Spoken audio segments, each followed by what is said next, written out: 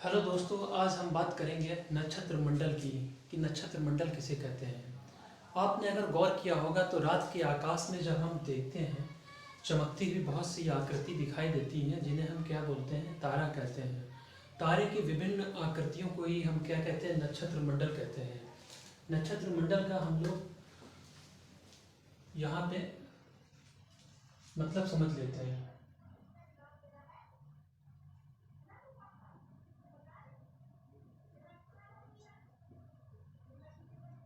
नक्षत्र के माने होते हैं तारा और मंडल के माने होते हैं समूह। यानी क्या, तारे के समूह को, तारे के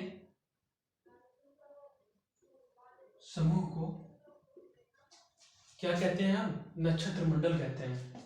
तारे के समूह को क्या कहते हैं, नक्षत्र मंडल कहते हैं। अब एक बात यहाँ पे जान लीजिए, अगर कोई चीज या वस्तु सिंगल है, अकेले है, पाई जाए तो क्या हम इसे समूह कहेंगे? इसको क्या हम समूह कह सकते हैं? नहीं, ये समूह नहीं है। समूह होने के लिए दो या दो से अधिक चीजों का होना क्या जरूरी है।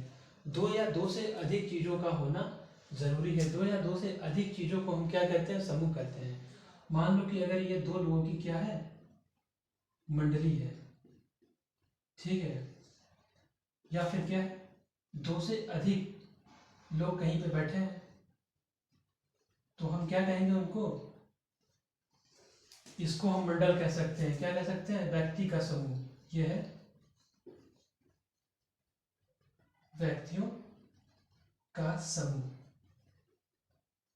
क्योंकि इसमें दो से अधिक है, या दो हैं या दो से अधिक चीजें जब पाई जाए तो उन्हें हम समूह कहते हैं। इसी तरह से अगर आप ये देख लीजिए, यहाँ पे कोई एक क्या है, पौधा है, पेड़ है, तो इसको हम क्या कहेंगे, पेड़ों का समूह? कभी नहीं। अगर यहाँ पे बहुत सारे पेड़ लगे हैं, यहाँ पे क्या है, बहुत सारे पेड़ लगे हैं या बहुत सारे जानवर हैं या जो भी हैं, तो हम इन्हें इन्हें बोलेंगे समूह। ये समूह में नहीं आएगा।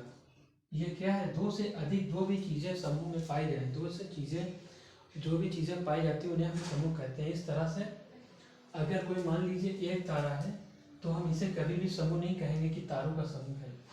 जब वही तारों का कई तारे आपस में जुड़ते हुए कोई आकृति बनाएंगे तो उन्हें हम कहते हैं तारों के समूह, यानी नक्षत्र मंडल। आकाश में दिखाई देने वाले विभिन्न तारों के समूह को हम क्या कहते हैं, नक्षत्र मंडल कहते हैं। अब आइए हम समझ लेते हैं नक्षत्र मंडल क्या है, कितने प्रकार के हैं।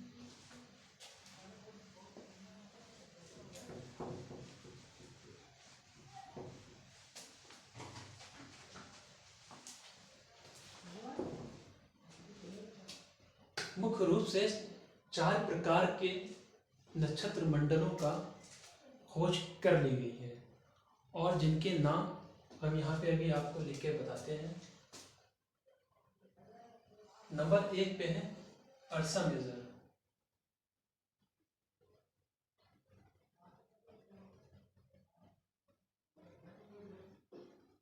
अर्सा मेजर, ठीक, जिसको हम बोलते हैं big beer.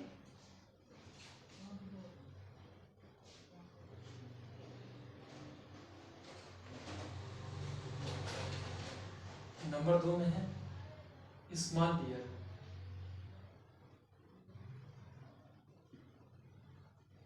Ursa minor.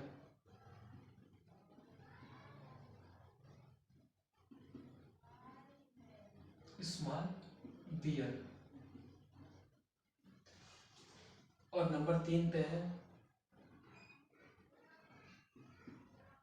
Orion.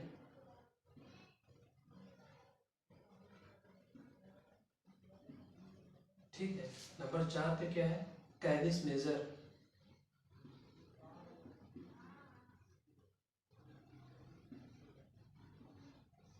Number 4 पे क्या है, कैनिस मेजर। बिग बियर और स्मॉल बियर को हम हिंदी में कहते हैं सप्तऋषि तारा मंडल।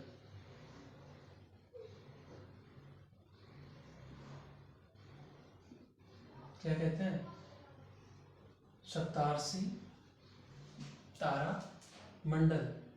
ये होते हैं दो प्रकार के, एक होता है अर्सा मेजर और दूसरा होता है अर्सा माइनर। ये है ओरियन तारामंडल और ये कैनिस तारामंडल। ठीक है, अब हम बात करेंगे सप्तऋषि तारामंडल की। सप्तऋषि तारामंडल के बारे में हम लोग यहाँ पे बात करेंगे। ये बहुत ही क्या है, इम्पोर्टेंट है। कैसे? सप्तऋषि तारामंडल में जैसे पता चल रहा है ना, 7 तारे के समूह हैं। इनमें तारों की संख्या कितनी है? 7 तारों के समूह पाया जाता है, जिसे हम सप्तऋषि तारामंडल कहते हैं। अच्छा, आप ये जानते हैं कि सप्तऋषि तारामंडल का नामकरण किसके आधार पर किया गया? इनका नाम जो है 7 ऋषियों के आधार पर किया है। 7 ऋषियों के नाम पे सप्तऋषि तारामंडल का नाम रखा गया है। 7 ऋषियों के नाम क्या थे, जान लेते हैं। नंबर 1 में क्या, क्रतु। 2 में पुलहा। तीसरे में पुलसत।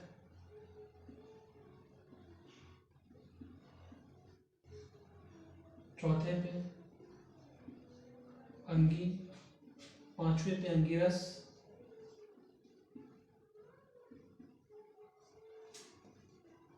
6ठे में वशिष्ठ, ऋषि वशिष्ठ। 7वें में ऋषि मारीची।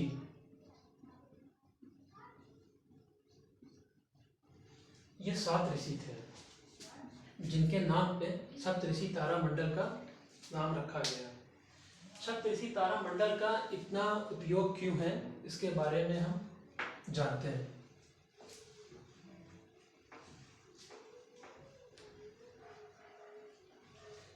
सप्तऋषि तारामंडल के 2 तारे हमेशा ही ध्रुव तारे की ओर क्या करते हैं, संकेत करते हैं। वो ये बताते हैं कि ध्रुव तारा इधर है। ध्रुव तारा क्या होता है, सबसे पहले हम इसे जान लेते हैं। उससे पहले आप ये जान लीजिए कि ध्रुव तारा किस दिशा में निकलता है। ये हमारी पृथ्वी है। पृथ्वी पे कितने पोल पाए जाते हैं? पृथ्वी पे 2 पोल पाए जाते हैं, एक है नॉर्थ पोल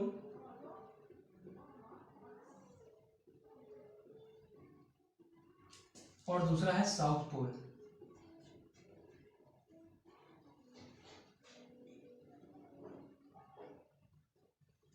एक क्या है, एक नॉर्थ पोल है, दूसरा है साउथ पोल। नॉर्थ पोल को हम बोलते हैं उत्तरी ध्रुव और साउथ पोल को हम लोग बोलते हैं दक्षिणी ध्रुव। ध्रुव तारा हमेशा किधर निकलता है?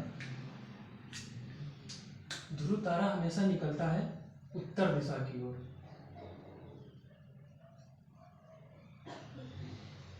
यह है ध्रुव तारा। ध्रुव तारा हमेशा किधर निकलता है? उत्तर दिशा की ओर निकलता है, इसलिए हम इसे बोलते हैं क्या, ध्रुव तारा।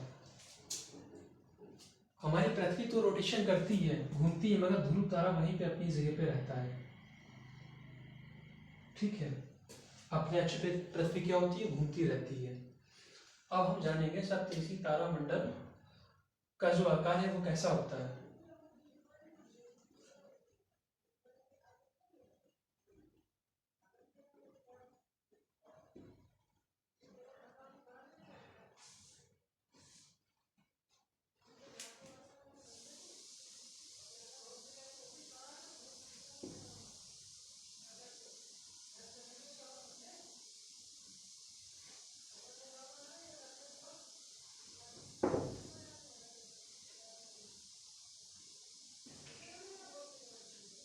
देखिएगा, ये 4 है, 5, 6 और 7।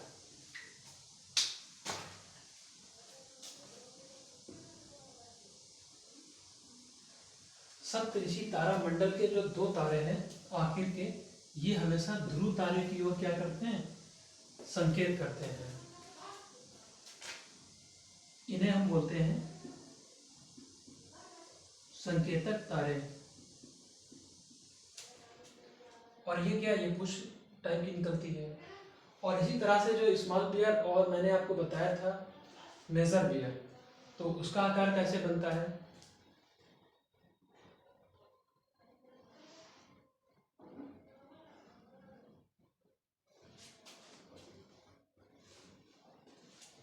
उसका आकार कुछ इस तरह का बनता है।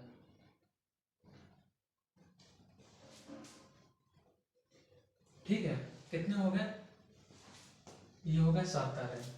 अब ध्रुव तारे का महत्व क्या होता है, रात में या फिर पहाड़ियों के बीच में जो हमें दिशाओं का ज्ञान नहीं होता है, तो सैनिक या फिर क्या होते हैं जो सागर में चलने वाले, महासागर में जो चलने वाले बड़े बड़े जहाज होते हैं,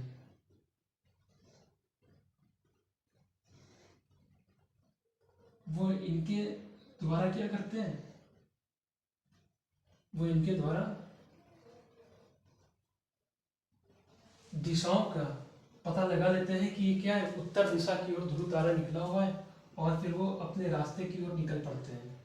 इसी तरह से सैनिक बड़े बड़े ऊंचे ऊंचे पहाड़ों पे क्या होते हैं, घिरे होते हैं, तो जब वो देखते हैं ऊपर की उत्तर दिशा किधर है, तो पता चल जाता है। कंपास में हमें क्या नॉर्थ और साउथ ही बताता है, जिसकी वजह से हमें क्या हेल्प मिल जाती है कहीं भी निकलने के लिए। तो ध्रुव तारे का महत्व क्या है, दिशा के ज्ञान में, दिशा के ज्ञान में, दिशा खोजने के लिए इसका प्रयोग किया जाता है।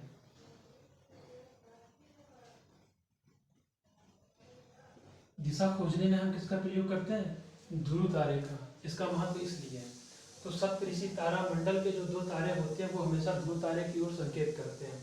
और ध्रुव तारा हमेशा निकलता है पृथ्वी की उत्तर दिशा में। किधर निकलता है, उत्तर दिशा में।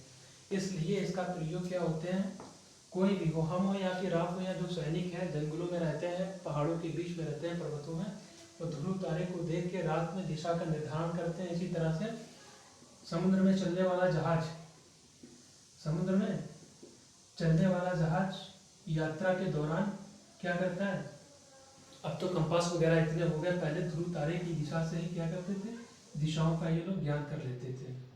ठीक है, ये हो गई बात ध्रुव तारे की। और अब हम बात करते हैं, अर्सा मेजर हो गया, ओरियन, ओरियन तारा मंडल की जो है, ओरियन तारा मंडल की जो स्ट्रक्चर होता है वो कैसा होता है, इसके बारे में हम बात करते हैं, और उसे हम क्या कहते हैं ये भी हम जानेंगे। ओरियन तारा मंडल का जो स्ट्रक्चर होता है वो कुछ इस तरह से होता है।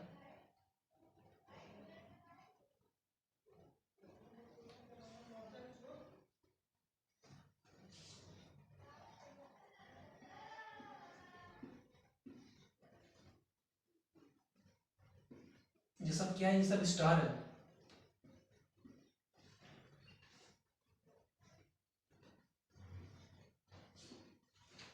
ऐसा लग रहा है कि कोई व्यक्ति है खड़ा हुआ और अपने हाथ से धनुष खींच के किसी का क्या कर रहा हूँ, शिकार कर रहा हूँ।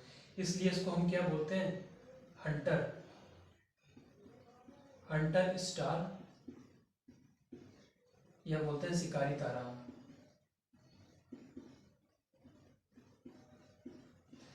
सबसे ज्यादा तारे किसमें पाए जाते हैं, हाइड्रा में। हाइड्रा तारामंडल है, उसको बोलते हैं। ठीक है, तो हमने यहाँ पे जान लिया कि नक्षत्र मंडल किसे कहते हैं, और उसके बाद में ध्रुव तारा क्या होता है, किस दिशा में निकलता है। सप्तऋषि तारा मंडल के जो 2 तारे होते हैं वो हमेशा संकेत करते हैं ध्रुव तारे की ओर, उनका स्ट्रक्चर कैसा होता है, फिगर आकाश में किस तरह के दिखते हैं। ठीक है, तो ये बात हो गई हमारे नक्षत्र मंडल की, नोट कर लीजिए इसको। ठीक है, बहुत बहुत धन्यवाद आपका देखने के लिए, और जिसको भी समझ में आ गया वो अपने दोस्त को सब्सक्राइब, अपने दोस्तों को शेयर कर दे और सब्सक्राइब जरूर कर ले। बहुत बहुत धन्यवाद।